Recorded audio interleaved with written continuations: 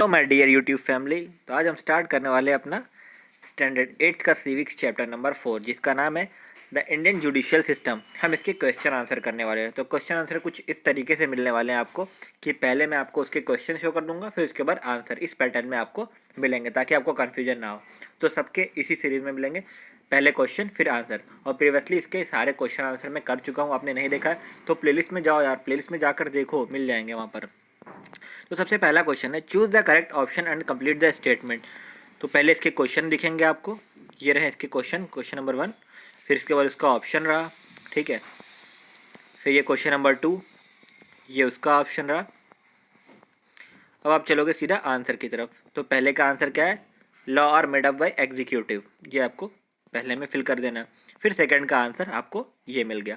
तो बिल्कुल इसी सीरीज वाइज आपको आंसर मिलते रहेंगे।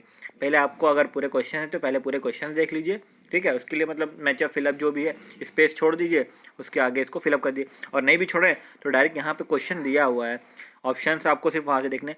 Law are made up of by executive, तो इतना क्वेश्चन ही था, law are made up of, ये जो है ना, ये जो आपका इतना क्वेश्चन ही है। जैसे यहाँ पर भी ये क्वेश्चन दिया हुआ, the chief justice of supreme court is appointed by president.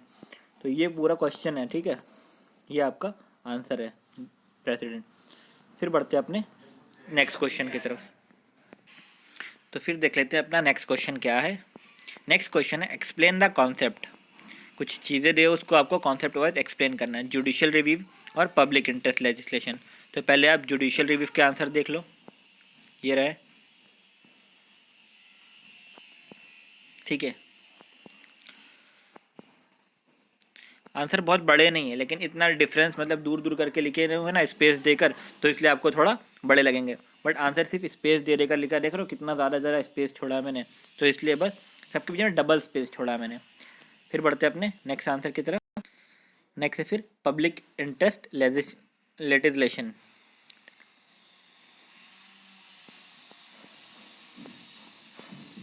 फिर देखते हैं ये शॉर्ट नोट में civil and criminal law, judicial activism. तो सिविल एंड क्रिमिनल लॉ के आंसर देख लो, ये है।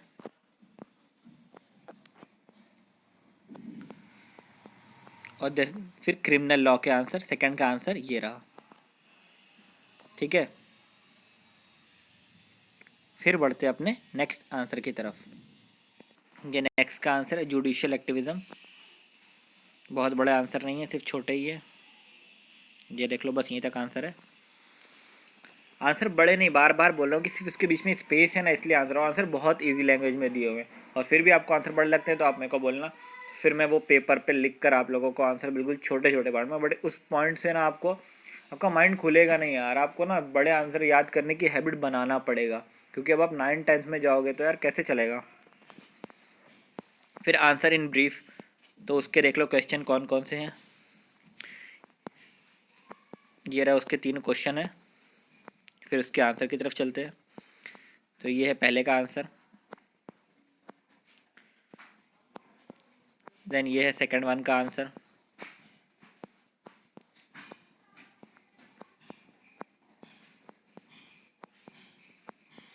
ये छोटे छोटे पॉइंट करके लिखे हुए हैं, है ना। जितने पॉइंट आपको लगता है कि हाँ ज़रूरी है वो पॉइंट लिख लो, सारे पॉइंट इंपॉर्टेंट है। ऐसा नहीं है कि आप कोई पॉइंट मिस कर दोगे तो आंसर रॉन्ग हो जाएगा। 3 पॉइंट दें, बहुत छोटे छोटे पॉइंट हैं, ठीक है।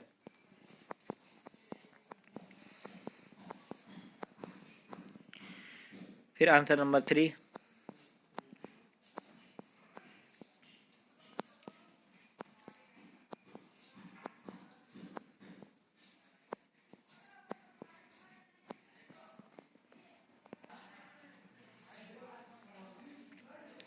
देन उसके बाद आपको एक टेबल दिया हुआ है, इसको कंप्लीट करना है। ये रहा ये टेबल, ठीक है।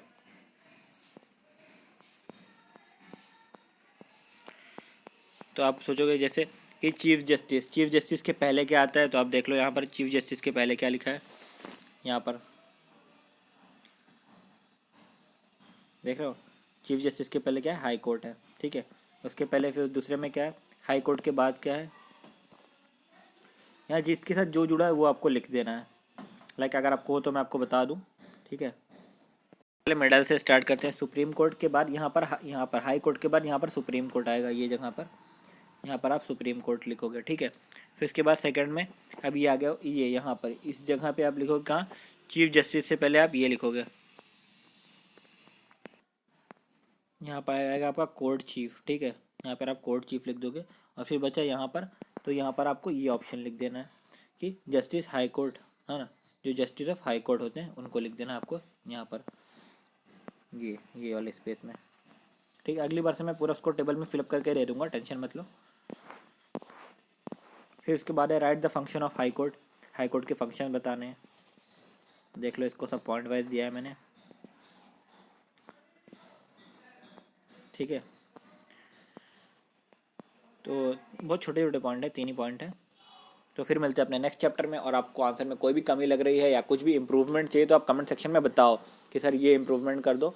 तो अगर जैसे आपको लगता है कि नहीं ये सारे आंसर बहुत बड़े बड़े, तो ये आंसर आप इसलिए लिख लो ताकि आपकी बुक कंप्लीट हो जाए, क्योंकि बुक में छोटे छोटे आंसर लिखोगे तो अच्छा भी लगेगा ना, टीचर को क्या लगेगा कि यार कंजूसी कर रहा है या कहीं से मतलब सही आंसर नहीं लिख रहा है। तो फिर आपको अगर एग्जाम पॉइंट ऑफ व्यू से चाहिए तो मैं आपको बिल्कुल शॉर्ट में बिल्कुल कीवर्ड के आंसर दे दूंगा ताकि जो आप एग्जाम में लिखो। बट अभी तो ये आंसर बहुत शॉर्ट में और बहुत ईजी लैंग्वेज में है, आप एक बार पढ़ के तो देखना आपको बहुत अच्छे से याद हो जाएंगे, ठीक है। फिर मिलते हैं अपने नेक्स्ट चैप्टर में, बाय बाय। और प्लीज़ चैनल को सब्सक्राइब नहीं किया तो प्लीज़ चैनल को सब्सक्राइब कर दो ताकि आगे आने वाले सारे क्वेश्चन आंसर आपको टाइम टू टाइम मिलते रहे।